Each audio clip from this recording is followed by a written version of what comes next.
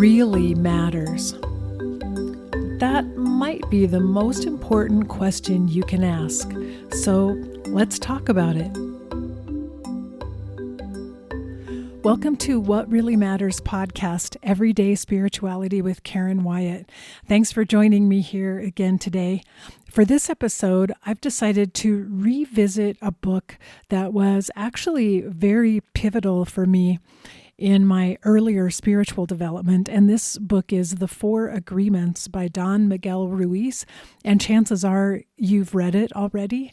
It was copyrighted first in 1997, so it's an older book. It's been around a while, but I read it fairly soon after it came out, and it made a big difference to me. I'd been on my spiritual path for quite a long time, but this little book and the 4 agreements gave me reminders of things that I needed to focus on at the time and I needed to do better with.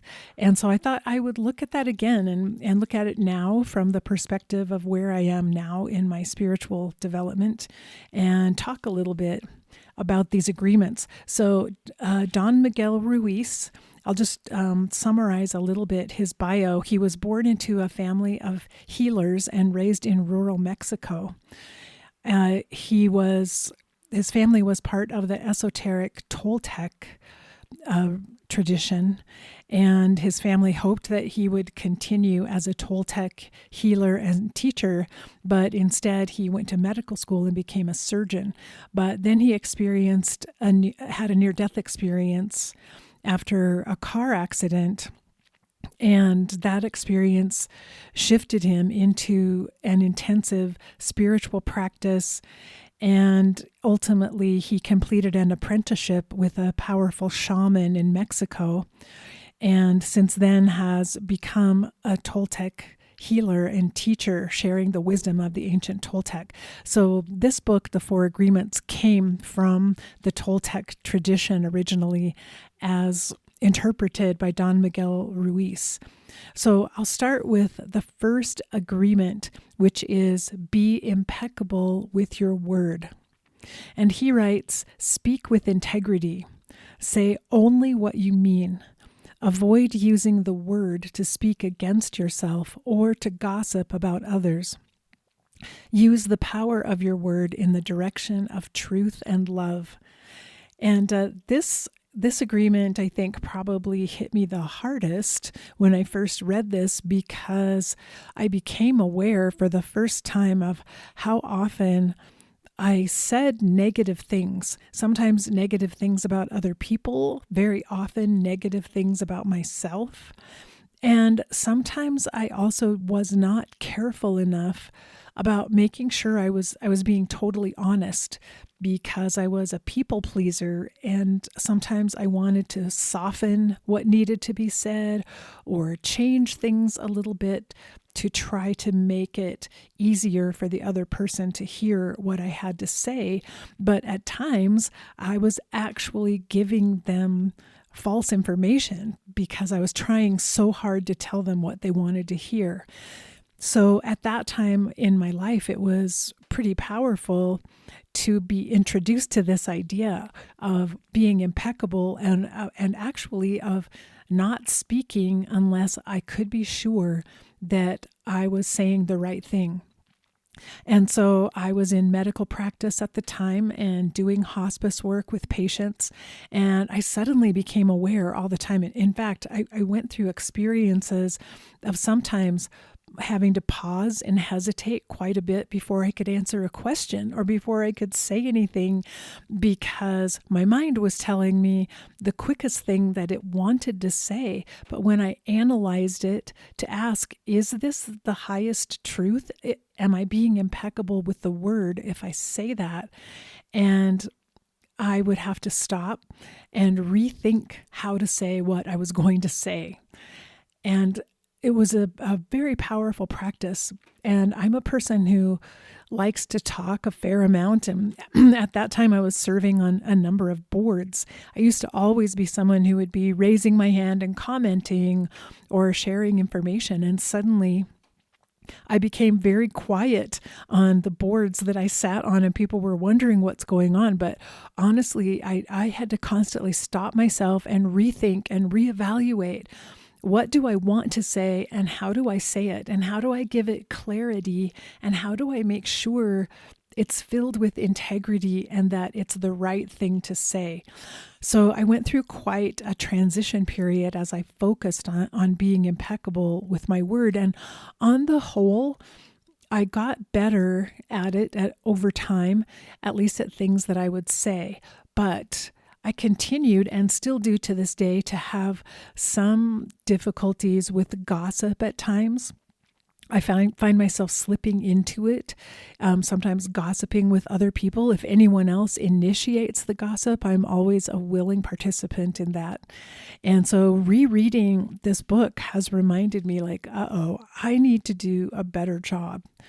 And another thing I wanted to say that I worked on, and this has been within the last 5 or 6 years, is working on the written word, particularly emails and text messages, because I became aware of how powerful our written word is. And when people can't see your nonverbal communication, your facial expressions, or hear the tone of voice, they can easily be misled by things that we type.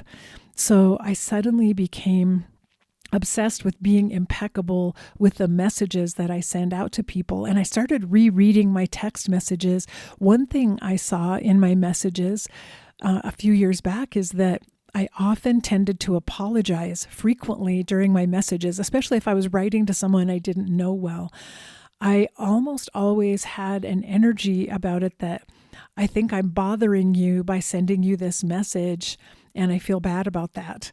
And you could feel it in the words that I was writing. And I recognized how much low self-esteem is behind those words. And again, it wasn't something I was consciously thinking. It was an energy about me that I've carried with me for my whole life that was coming through in the way I shaped my emails, particularly emails because they're longer than text messages. So I went through a practice of stopping after I'd write an email and trying to reread it from my higher consciousness and making sure, was this my wounded ego, my low self-esteem that wrote that email? And I would go back and reread it. And sometimes I had to completely change some of the sentences. I was still conveying the same information. It's just the way I phrased things and the words that I chose in my messages it was not powerful or confident, and it really belied the intent behind the message. And so I've been working really hard on that for the last few years, and I feel like I've done a better job. I've gotten better at my email messages. So after rereading it, I can see that I've made a lot of progress, but I also see where I have room to grow, and there are things I need to work on. So this was such a good reminder to me I love the word impeccable. Be impeccable without a flaw, without a fault. Of course, it's not possible to be perfect, but the fact that, once again, I'm very conscious and aware of choosing words carefully and how I speak to others, and also how I speak to myself and what I say about myself. And again, what energy I convey in the words I write in messages to other people. So be impeccable with your word. Agreement number 1, very powerful for me. And again, as a podcaster and a writer, I use words all the time. And so it's extremely important that I continue to be impeccable as I speak and write. So the second agreement, this also was a powerful one for me and still is. The second agreement is, don't take anything personally.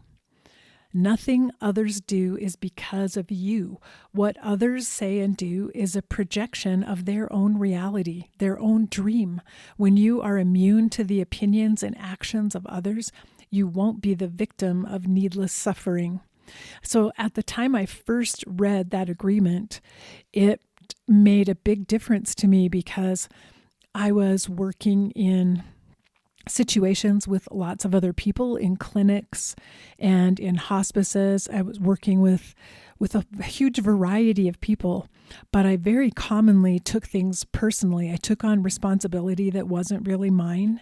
I felt victimized at times by other people's opinions or things other people would say to me or other people would do. And when I first read this, it was a shock to actually change my perspective and to realize, oh, they're just doing that because of who they are. It's not my fault. I'm not responsible for it. I don't have to carry the burden of their opinion or whatever it is, whatever they're thinking or feeling or saying today. I don't have to carry that within me now as my problem that I have to fix. It isn't mine to fix. I have to stay on my path and be who I am, be impeccable with my word, but it doesn't serve me to become a victim and to feel as if I have to please other people. I have to do what they want. I'm constantly doing the wrong thing and causing discomfort to other people, and I have to fix that. It helped me so much to make this shift in perspective. And I would say that's probably one of the bigger changes that has happened for me in terms of healing. I've had to go back a long way all through my childhood, growing up in my family, being a teenager, the ravages of adolescence and all of those years of sinking into victimhood and feeling like no one liked me, like I wasn't a good enough person. I had to look at all of that because it was all intertwined and all wrapped up in my tendency to take things personally that other people said or did.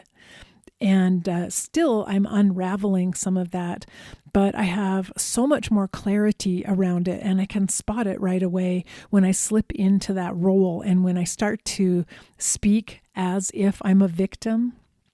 I'm able to recognize it and to fairly quickly get me out of it, but it took a lot of work. And it was really with this dawning realization as I read this, this simple message in this book that, oh my goodness, think of how much energy I put into taking personally things that other people say and do. How do I ever have time to get anything done? Because I spend all my energy worrying about what other people think or trying to figure out how I can fix things so other people won't get mad at me. So again, it's still a work in progress, but looking back, I can remember what a revelation it was to me at the time I first read that. And I can see now how much progress I've been able to make and how much healing I've done of that inner child, that wounded ego part of me, which is the part that feels like a victim. And I can't say, when we heal these wounds, it's not as if they go away entirely. A scar remains just as if from a physical wound. And there's always a reminder, there's always a remnant of that wound that's present. We carry it with us always. So I can always look inside, and there's a little part of my wounded ego sending out little messages of victimhood to me, but they don't faze me now. I don't operate from that energy now. I'm just aware of that little wounded part of me that still needs my love and my compassion. And I've gone a long ways at working at that. And I think it would benefit all of us. When I look around at our society right now and some of the ills there, and I go on social media, all I see some days is people taking everything personally. Everything that someone else does or says or writes about is somehow personally offensive to another person. And everyone is feeling entitled to say, you can't say that. That hurts me. That offends me. You can't do that or say that. You have to think about what I need. And that really comes from the ego. The energy behind all of that talk and that behavior is ego-driven, because that's how the ego feels constantly. I should be the star of the show. I should be the center of attraction. I'm the one who's right. I'm the one who should dictate how we behave and how we talk to one another. So making progress in this area, it really does require spiritual growth. We have to do inner work. We have to recognize the ego, especially the wounded ego, when it shows up as a victim in our lives. And we offer compassion, because that's just a hurt part of ourselves, a hurt part of our own ego that is still crying out, that never got the love and empathy and caring that it needed. And it continues to wallow in a sense of always being a victim and always being hurt. But using our higher consciousness, we can go back and console that wounded part and just say, it's okay, you're okay. Don't worry, I got you. You're all right. And you don't have to worry about that anymore. So don't take anything personally. Agreement number 2, a game changer for most of us. I mean, if we could just get people in our society to start thinking this way, like, oh, wow, I spend all my time taking everything personally that someone else says. I think we could make a huge difference in how we interact and how people treat one another. So the third agreement is don't make assumptions. Now, this year, I trapped myself in a big mess by making assumptions. It had to do with the Christmas holiday and how my family was going to spend Christmas holiday. So Christmas already, big holiday, lots and lots of emotion wrapped up in it, lots of history and memories and sentimental meaning. And I made assumptions about how we were going to spend that holiday and who would be present for it based on a very limited amount of information. And I ended up getting hurt, like feeling hurt and disappointed by the way things turned out, only because I made assumptions. I didn't clarify my assumptions. I didn't go back and look at them. And here's what Don Miguel Ruiz says about don't make assumptions. Find the courage to ask questions and to express what you really want. Communicate with others as clearly as you can to avoid misunderstandings, sadness, and drama. With just this one agreement, you can completely transform your life. So I've been a big assumer for much of my life, and I have worked on this one as well. But as I said, almost without recognizing it, I got trapped into a major time of assumptions, didn't communicate clearly, got caught up in misunderstandings, sadness, and drama all over Christmas. And so I've had to look deeply at that and realize honestly, it was only what I assumed was going to happen that caused the disappointment and discouragement and the hard feelings that took place. Only because I assumed. And all I had to do was keep asking questions and keep clarifying and keep communicating. And if I had even just said, I'm assuming that you mean this, am I correct? If I had only said that, I would have gotten the information I needed and it would have helped me shift everything.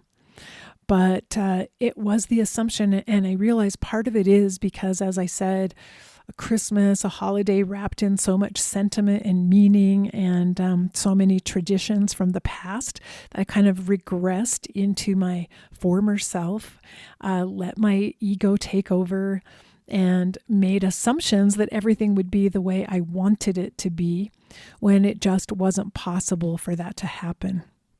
So again, it's the ego coming in, making assumptions, then taking things personally as well when those assumptions didn't work out and didn't come true. So this has been this was a huge reminder for me to stop and think. Do I make assumptions other times that cause me hurt? And for the most part, I will say I'm pretty good at that now. I'm pretty much able to stay in the moment and able to free myself of too many attachments and too many assumptions. But I realize now holidays are a pitfall for me that I have to watch out for. Anything that I care deeply about, I'm likely to start forming some attachments and making some assumptions. So I'm going to do a better job. I'll be better at that from here on out, having had that recent experience of disappointment, the drama, sadness, misunderstanding, and awful. We went through it on a holiday that should be a lovely time together as a family. So that was on me. I take responsibility for that one, but it was a hard lesson, but I'm learning it well, and I'll continue, especially rereading this book, I'll continue to be aware. Wait, do I have attachments here? Am I making some assumptions? Did I clarify? Did I get all the information I need? Did I ask the right questions? So that's all also part of being impeccable with your word, asking good questions and clarifying things, and as well, not taking things personally that don't work out the way you wish they would. So agreement number 3, don't make assumptions. And the fourth agreement is always do your best. And Don Miguel Ruiz writes, your best is going to change from moment to moment. It will be different when you are healthy as opposed to sick. Under any circumstance, simply do your best, and you will avoid self-judgment, self-abuse, and regret. So I admit I have trouble with this agreement, always do your best, because I'm a perfectionist and I'm pretty driven from this kind of message in my mind. I have to do my best because in my mind, always do your best means always do it perfectly. So I set very high standards for myself, and I drive myself ridiculously hard sometimes to try to do the best. But the message he's really saying here, which is what he wrote, your best is going to change from moment to moment. And that's the part that I had never learned before, that what is my best right now in what I'm doing today may not be what I'm capable of tomorrow. And it helped me realize how I've set this perfectionistic high standard for myself that I drive myself to try to complete or fulfill, and then feel disappointed in myself if I don't get there and I don't fulfill it. But that the mistake is in thinking that there's only one best. There's only one way to do your best. And this gentle, soft reminder that your best changes constantly, wow, that was a revelation to me. Again, I still struggle with it. And just reading those words, always do your best, I feel this perfectionistic part of me grabbing a hold of that and saying, you're not doing your best right now. You could be doing better. Why didn't you get more done today? Why haven't you finished this? Why haven't you called that person? I have a very judgmental part within me that pushes me. And those words, always do your best, triggers that part of me to be more judgmental. So for me, it's essential that I read that entire paragraph. Your best is going to change from moment to moment. And he says it right out. If you remember this, you'll avoid self-judgment, self-abuse, and regret. So I'm back at square one in some ways with this agreement number 4, working on, can I do my best in this moment without slipping into perfectionism and then self-judgment afterwards? So I'm much more aware of this dynamic now, and reading that 4th agreement, I think when I initially read it, I may have ignored it because it probably triggered me then. I probably felt a huge amount of self-blame and self-judgment and criticism as soon as I read that, and I couldn't deal with it at that time. But I'm in a much better place now, later in my life, to look back and to see, in some ways, perfectionism served me well. I did a lot. I accomplished a lot. I got a lot of work done, but I really wore myself down and exhausted myself in many ways at the same time. it's definitely time now to start shifting that perspective, to be more aware of perfectionism as it arises within me, and being able to step back from it, to let my higher consciousness take over and say, we'll do our best for today, whatever that might be. And whatever doesn't get done, that's fine, because we did our best. And so that's going to be a powerful thing for me to start working on right now. And even as I just said that, I realized that if I said, well, every time I have said in the past, well, I did my best, I judge that as a cop-out, as a way of saying, oh, I'm going to say it was my best, but I actually made a bunch of mistakes and I didn't get things done. It wasn't my best. So again, I'm still hearing that connection between doing your best and being perfect, and it's not possible. So this is a great reminder. I'm just so glad that I reread this to take a look again at these 4 agreements. I'll read them one more time. Be impeccable with your word. Don't take anything personally. Don't make assumptions. Always do your best. And as I look at the back of this book, I see that Don Miguel Ruiz has also written a book called The Mastery of Love, which I have not read, but I would like to because I really believe in that. And a book called The Fifth Agreement as a sequel to this book, when he offers another powerful agreement for transforming our lives. The Fifth Agreement encourages us to see the truth, to recover our authenticity, and to change the message we deliver not only to ourselves, but to everyone else. Definitely all the things that I'm working on right now. So maybe you've read this book before and you'd like to revisit it. And if you've never read it, I encourage you to get it. The 4 Agreements by Don Miguel Ruiz. It's a small, simple book, but it's amazing what a difference these brief reminders can make in our lives. So I hope you enjoy it if you decide to reread it as I did. And until next week, remember, we're here for love. So face your fear, be ready for whatever life brings you next, and love each and every moment of your very precious life. Bye-bye.